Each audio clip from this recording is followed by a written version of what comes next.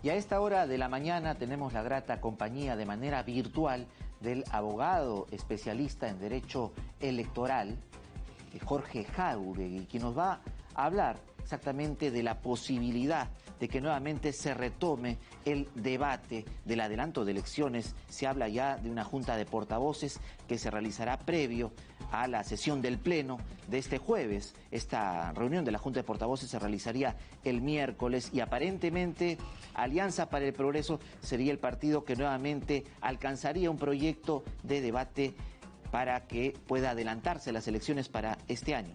Muy buenos días. Placer en saludarlo, a sus órdenes, encantado. ¿Qué tendría que ocurrir para que prospere esta iniciativa que presentaría APP? Bueno, en principio voluntad política, que es lo que ha faltado en la mayor parte de las bancadas del Congreso para realmente votar a favor de una ley de reforma constitucional que permita el recorte del mandato y el adelanto entonces de unas elecciones generales, ¿no?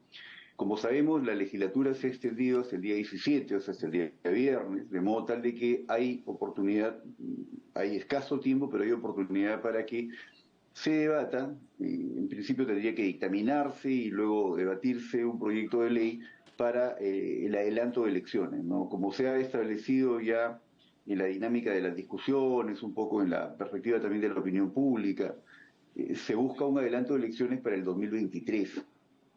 Pero tendremos ahí entonces dos opciones. Una opción, y es que hasta el día 17 se logre, lo cual me parece muy difícil, ¿no?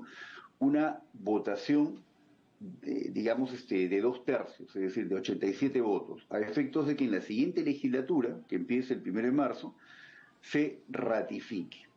Y por lo tanto, si alcanza otra votación de 87 votos, o sea, 2/3 del número legal de congresistas, estaríamos como, digamos, a fines de marzo, habiendo cerrado esto y tendríamos habilitada la posibilidad de un recorte de mandato y adelanto de elecciones hacia el 2023. Si es fines de marzo, entonces tendríamos tranquilamente los 230 o 270 días. Ha propuesto dos posibilidades el Jurado Nacional de Elecciones que a mí me parecen muy razonables, ¿no? Para hacer unas elecciones transparentes, digamos, legítimas.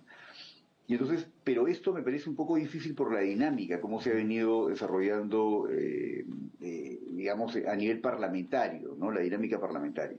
La otra opción es la primera que establece el artículo 206 de la Constitución, es decir, obtener una votación de mayoría absoluta del número legal de congresistas, esto es 66 votos, e ir a un referéndum ratificatorio, ¿no? Ese referéndum, luego de producir esta votación, la norma establece que hay en máximo 4 meses para convocar a ese referéndum, pero ese es el máximo, pues 4 meses.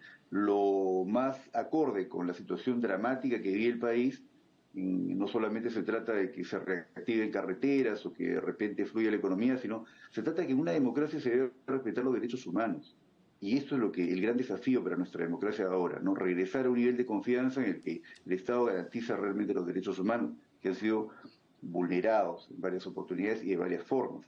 Entonces, sobre esa base creo que sería interesante pensar en que, de darse este escenario, se convoque inmediatamente. Ahora bien, para el tiempo entre la convocatoria del proceso electoral y la jornada electoral, es decir, la votación para el referéndum, la norma establece que puede ser, la ley orgánica de elecciones establece que puede ser entre 90 y 60 días. El precedente más próximo que tenemos, que fue el referéndum del 2018, se hizo exactamente en el plazo más corto, 60 días entre la convocatoria del proceso electoral y, digamos, la jornada del referéndum. Estos tiempos ya nos ponen un escenario más o menos de mayo-junio de este año, de 2023. Con lo cual, si se procesa este adelanto de elecciones a través de una votación de 66, o sea, mayoría absoluta, 66 votos, con referéndum ratificatorio, ya no tendríamos posibilidad de tener elecciones en el 2023. Porque si estamos hablando de que en el mes de junio se ratificaría mediante referéndum, en el mejor de los casos, ¿no? Necesitaríamos unos 230 días, o sea, más o menos 8 meses, o 270 días, ¿no? 9 meses, para tener una elección. Esto nos lleva a un escenario más o menos de marzo, abril del 2024. Con lo cual, el escenario más realista sería pensar en un escenario de abril, marzo del 2024 como para una fecha de elección, primera jornada. Y es prácticamente lo que señalaba el proyecto inicial alcanzado por el Ejecutivo. Correcto, que hay que decir era absolutamente inconsistente con la realidad. O sea, en una crisis tan dramática como se había generado, que ya llevaba casi medio centenar de personas fallecidas, asesinadas, proyectar una Claro. elección a abril del 2024 fue un acto de absoluta irresponsabilidad, me parece, y provocación a la ciudadanía, ¿Y cuando lo más coherente hacia hubiera dónde, sido. cuál de las opciones que usted ha señalado es donde se estaría orientando las bancadas parlamentarias del Congreso de la República que van a tocar nuevamente este tema en la Junta de Portavoces el miércoles y aparentemente en el Pleno que se desarrollará el jueves? Bueno, ciertamente la Junta de Portavoces es un espacio importante, no se toman acuerdos políticos, ¿no? Entonces es un espacio muy importante. Lo que podemos ver, por lo que por los medios de comunicación se sabe, ¿no? Es que realmente no hay mucha disposición. Hay varias bancadas que quieren, en un clima de una crisis de la magnitud que vivimos hoy, hay actores políticos que de forma increíble quieren mantener sus mandatos el 2026 y no son pocos actores políticos, ¿no? Entonces, creo yo que un parlamento poblado por facciones y no por partidos en sentido estricto, es decir, organizaciones políticas que tienen una proyección ideológica, programática, sostenida en el tiempo, que tiene bases como organizaciones de la sociedad civil, grupos sociales que representa, es un poco la idea de partidos políticos, es la idea que tenemos de los partidos alemanes, por ejemplo, el Partido Socialdemócrata alemán como el ideal de un partido. Eso no existe acá, acá tenemos grupos, facciones que no tienen dimensiones programáticas claras y que están básicamente tras la captura del poder. En esas condiciones es muy difícil ponerse de acuerdo. Yo creo que, sinceramente, por lo que hemos visto ahora, la expectativa más optimista sería que alcancen 66 votos, ¿no? Algunos grupos con cálculo muy sagaz piensan que una elección próxima en estas condiciones podría ser una ventana de oportunidad.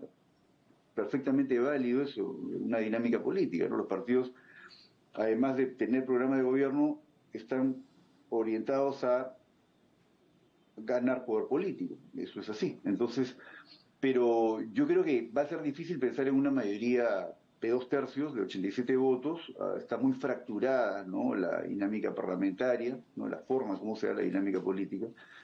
Es el signo que lamentablemente tiene nuestra política, ¿no? Con un diseño institucional de un sistema electoral, es una regla de juego para elegir parlamentarios y luego un parlamento tan pequeñito de 130 escaños para un universo de 25 millones de electores aproximadamente, grosso modo, lo que tenemos es un diseño pésimo pues, de un parlamento. Y el gran problema de la política peruana, y hay que decirlo, del régimen democrático peruano, lo que está afectando al régimen democrático, es el mal diseño del sistema de representación parlamentaria. Entonces, lo que vamos viviendo es lo que ya se veía venir, ¿no? Un parlamento que no es representativo, que no ha logrado ser espacio para que los partidos se institucionalicen, es decir, le deban el puesto a los ciudadanos electores, por lo tanto actúen con responsabilidad, eso no hay. Es excepcional eso, no es que todos los parlamentarios actúen de esa forma, pero mayoritariamente lo que vemos es una orientación más en un sentido de capturar poder, ¿no? Y bueno, lamentablemente creo que nuestro escenario más coherente sería más posible en la línea de lo que hemos visto. Es una votación de 66 votos, una mayoría, ojalá se alcance, para ir a un referéndum ratificatorio, ¿no? Que debería convocarse inmediatamente, que podría demorar más o menos unos 60 días, y entonces tener unas elecciones que me parece que el horizonte ya sería los primeros meses del año 2024. ¿No? Me parece que esa sería un poco la perspectiva que podríamos analizar esta mañana. El camino más viable considera usted entonces y que teniendo en cuenta que esta semana va a ser clave, ¿no? Se cierra la legislatura el 17, todo dependerá de lo que ocurra el día miércoles en la Junta de Portavoces y el jueves que se inicia la sesión del Pleno, la última sesión del Pleno de esta legislatura. Correcto, sí, ese es horizonte, ¿no? Hacia el miércoles debe haber alguna definición de cómo van un poco la correlación de fuerzas para esa votación, ¿no? Los números, hay que contar votos, y tendremos un mejor criterio, ¿no? Para poder opinar. Ahora, de repente se ponen de acuerdo, aquí lo que juega es una suerte de enorme incertidumbre, de repente se ponen de acuerdo y hay una votación de 87 votos, ojalá, pero me parece que no estamos en esa perspectiva ahora mismo, ¿no? Se habla incluso de que Alianza para el Progreso solicitaría y alcanzaría un proyecto que ya ha sido consensuado con algunas tiendas políticas, entre ellas Perú Libre, Somos Perú, pero aparentemente no alcanzarían estos 87 votos. Sí, pues eso está por verse, ¿no? Hay que ver, ojalá se alcancen los 87 votos, porque hay que decir que ir a un referéndum implica un costo adicional, Claro. ¿no? Hay que financiar. Un referéndum, hay que decir con bastante precisión, no tiene las exigencias logísticas, de tiempo, ¿no? Que requiere una elección, ¿no? Peor aún ahora que tenemos una legislación que establece que entre la convocatoria del proceso electoral y la jornada electoral debe haber un tiempo de 270 días, o sea, es bien extenso. Tradicionalmente el Perú ha hecho elecciones, por lo menos hasta las elecciones generales del 2016, el Perú ha hecho elecciones generales, es decir, presidenciales y parlamentarias, entre 150 y 180 días, o sea, periodos mucho más cortos, casi la mitad, ¿no? Y Está se hacían claro, bien, está entonces clara había esta... entonces la explicación que nos ha realizado. Un referéndum requiere mucho menos tiempo, 60 días es razonable, entonces es mucho más económico, pero igual genera un costo, ¿no? Es entendible y también de que esta es una semana clave, ¿no? Para ver cuál de los dos caminos elegirá el Congreso de la República en esta última semana, mientras previa al cierre de la legislatura, este 17 del presente mes. Muchas gracias, doctor Jáuregui, por habernos ilustrado un poco de lo que se espera en los próximos días. A usted, señor Vigo, muchas gracias por la invitación. Gracias. Bien, estuvo con nosotros entonces el abogado especialista en materias de derecho electoral, Jorge Jáuregui.